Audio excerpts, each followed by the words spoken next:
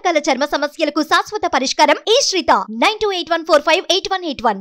శెట్టి బలిజలు కులస్తులు ఎదగడం అంటే, గౌడ కులస్తులు ఎదగడం అంటే, యాదవ కులస్తులు ఎదగడం అంటే మిగతా కులాలు తగ్గడం కాదు, మిగతా కులాలు తగ్గడం కాదు, పై కులాలు తగ్గడం కాదు, ఉచ్చి కులాలు తగ్గడం కాదు, అణగారిన కులాలు ఎదగడం, సాధికారత సంపాదించడం.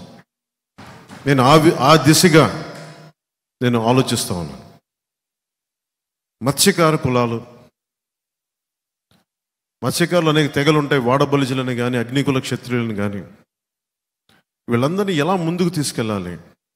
కేవలం కులాల్లోని నాయకులు ఎదగడం కాదు, ఆ కుల సమూహాల్లో ఎక్కువ లబ్ధి పొందాలి.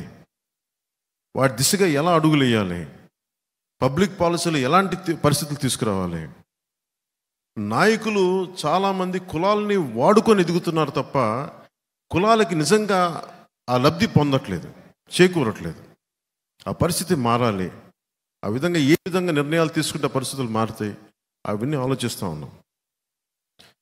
నేను చిన్నప్పటి నుంచి వింటుంది, కోనసీమలో కాపులకి శెట్టి బలిజలకి పడదు, కృష్ణా జిల్లాలో కాపులకి కమ్మవారికి పడదు, భీమవరంలో కాపులకి క్షత్రియ కులాలకి పడదు.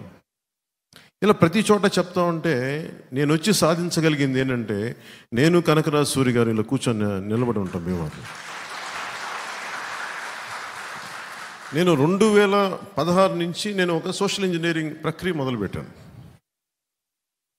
ఇద్దరు శెట్టి బలిజలకి కాపులకి పడదు పడదు పడదని ఏంటి, అసలు ఎందుకు పడాలి, ఎందుకు ఇబ్బందులు ఉంటాయి వీళ్ళందరికీ ఆలోచించి ఎందుకంటే నాకు ఒక అదృష్టం ఏంటంటే, సినిమాలో ఉండటం వల్ల నాకు అన్ని కులాల్లో అందరు అభిమానులు ఉన్నారు.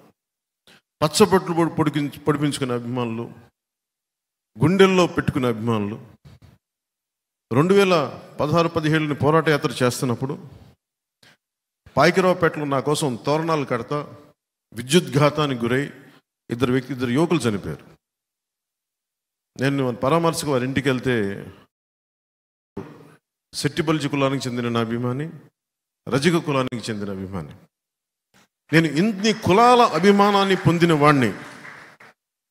నేను పుట్టడానికి కాపు కులంలో పుట్టినప్పటికీ కూడా నేను కేవలం కాపు కులానికే పని చేస్తాను, కాపుల కోసమే పార్టీ నేను పెట్టలేదు. నేను అందరి కోసం పెట్టాను పార్టీ.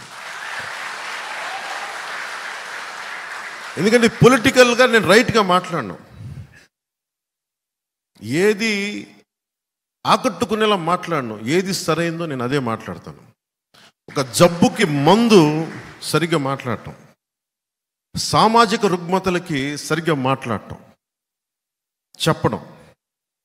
నేను ఆ రోజున కోరుకుంది, కోనసీమలో కాపులకి శెట్టి బలిజలకి గొడవలు తగ్గాలని నేను కూర్చొని ఇట్లాగే సోషల్ ఇంజనీరింగ్ అంటే దాని మీద ఒక హెవీగా ఆలోచించకండి, కూర్చొని సమన్వయపరచడం, మాట్లాడటం, మెత్తగా మాట్లాడటం, సమస్యలుంటే బయటికి తీసుకురావడం.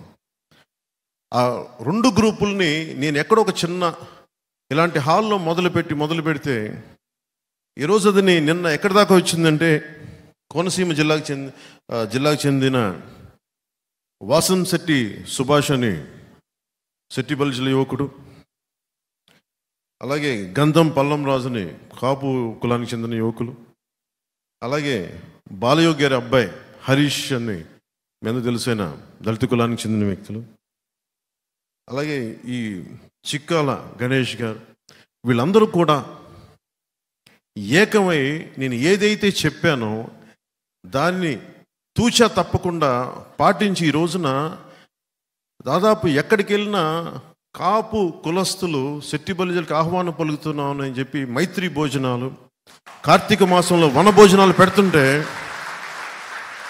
నాకు ఎంత ఆనందం వేసిందంటే వాళ్ళందరినీ చూస్తే. అందుకు నేను హక్కును చేర్చుకున్నాను.